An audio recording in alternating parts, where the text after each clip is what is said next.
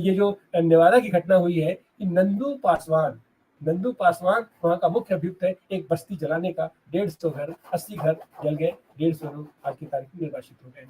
सलीम खान साहब, आप इसका राजनीतिक सामाजिक आप समीकरण क्या देखते हैं? डॉक्टर साहब, ये जो नेवाड़ा की घटना घटी है, इस नेवाड़ा की घटना ने बहुत सारी धारणाओं को जला के राख कर दिया। यानी बहुत सारी बातें हमारे यहाँ चैनल्स पर और अखबारों में होती रहती हैं कि भाई देश में जो हिंसा है उसके अनेक कारण हैं। एक कारण ये बताया जाता है कि भाई अगर किसी राज्य में लालू जैसे किसी का जंगल राज हो तो वहां पर जो कमजोर वर्ग है वो जो है असुरक्षित हो जाता है, फिर जो है वहां दबंगाई चलती है।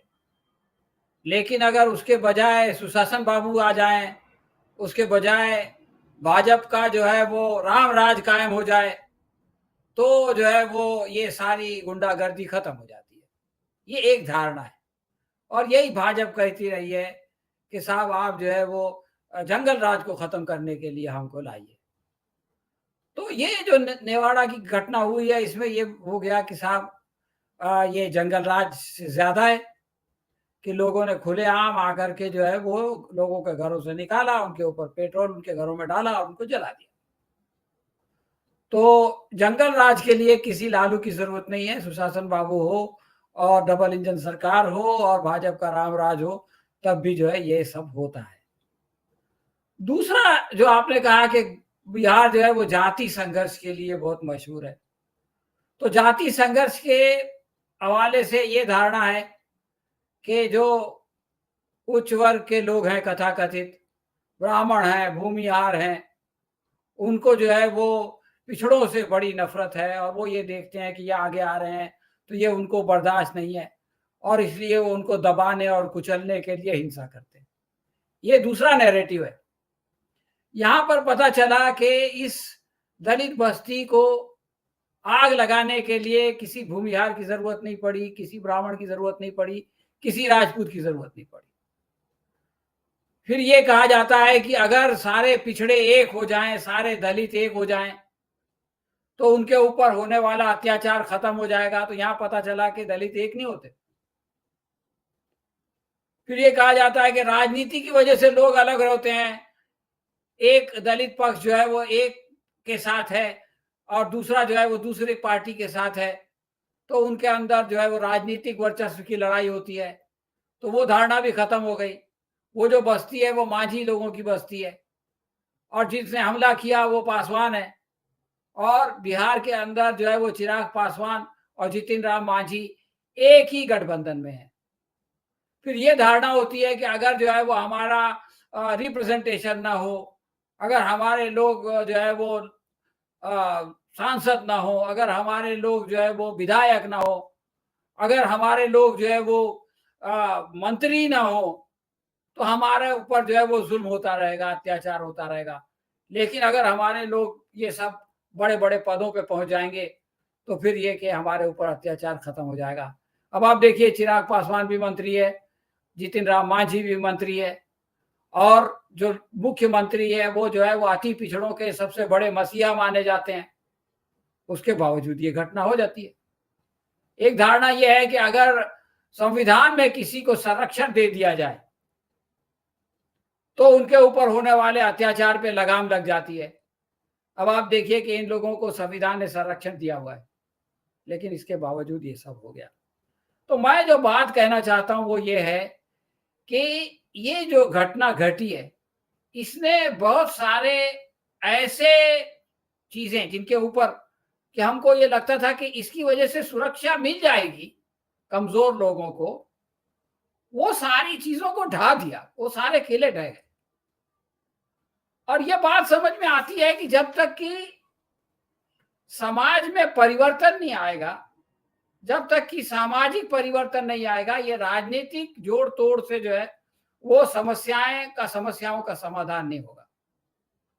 और मैं तो समाज से आगे बढ़ के ये कहता हूं कि जब तक कि समाज के अंदर रहने वाला व्यक्ति, जब तक कि समाज में रहने वाला इंसान वो नहीं बदलेगा, जब तक कि उसको ये नहीं लगेगा कि मैं जो है वो दूसरों का घर जला के अपना घर बनाऊं, और अगर मैं ऐसा करूंगा तो मेरा कोई कुछ नहीं बिगाड़ सकता।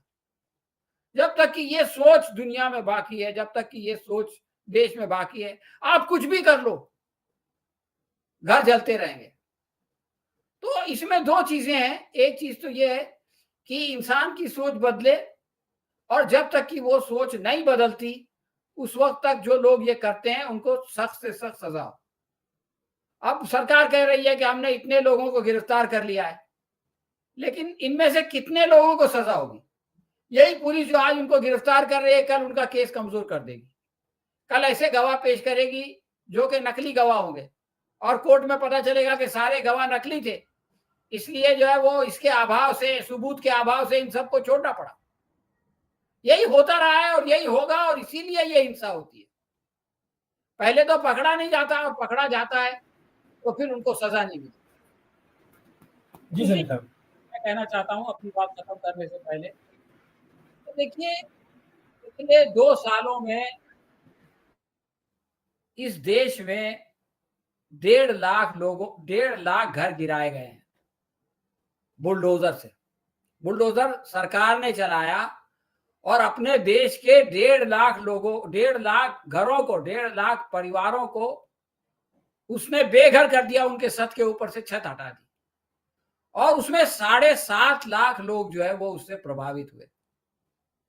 लेकिन ये इतना बड़ा जुल्म जो पिछले 2 साल में हुआ, उसके खिलाफ कोई बहुत संघर्ष नहीं हुआ, उसके ऊपर कोई चर्चा भी नहीं हुई। जब सुप्रीम कोर्ट में ये कहा कि भाई बुलडोजर मत चलाओ, तो लोगों ने ये आंकड़े निकाल के दिए, ये सरकारी आंकड़े हैं।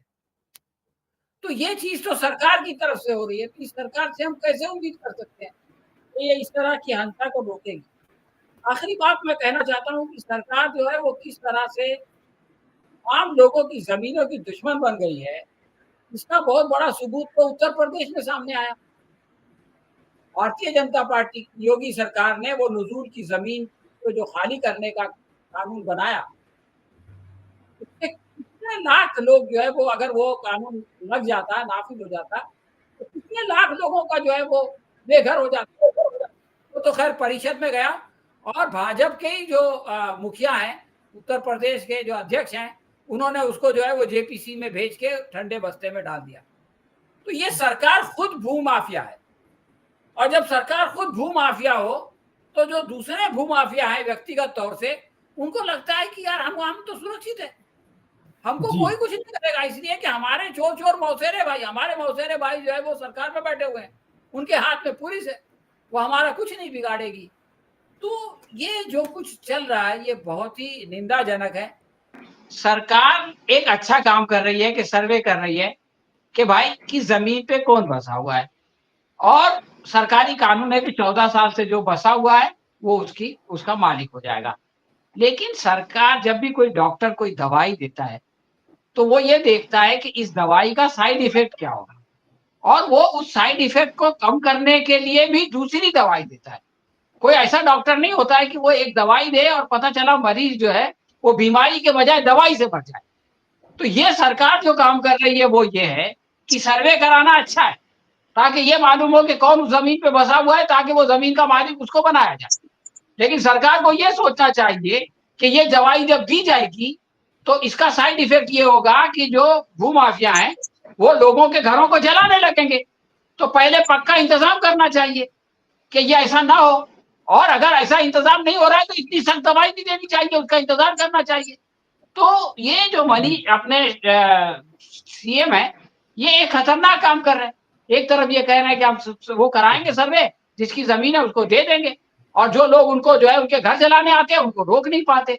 तो ये बहुत गलत बात है, बहुत बड़ी नाकामी है इस सरकार की, और इसका जो है वो पूरे देश में विरोध होना चाहिए। ये लोग कह रहे हैं कि सिर्फ 21 घर जले, इसका मतलब है कि 59 घरों के बारे में ये मानने को ही तैयार नहीं है कि वो जले। अरे जब आप किसी जुल्म को मानेंगे ही नहीं, एक्नॉलेज ही नहीं करेंगे, तो इंसाफ कहां से देंगे? आप 21 लोगों को घर बना के दे देंगे, बाकी 59 लोग गए। तो इस तरह से ये जो अत्याचार चल रहा है ये बहुत ही सीरियस है, और मैं समझता हूँ कि जो भारतीय जनता पार्टी अभी 1,20,000 लोगों को अपना मेंबर बनाना चाहती थी, 1/3 भी नहीं बने। उसका यही कारण है बिहार में। और अगर ये इस तरह से करते रहे तो ये जो है इनका सुपड़ा साफ हो जाएगा, इसलिए कि जनता को कभी ना कभी तो सड़क पे आना ही होगा।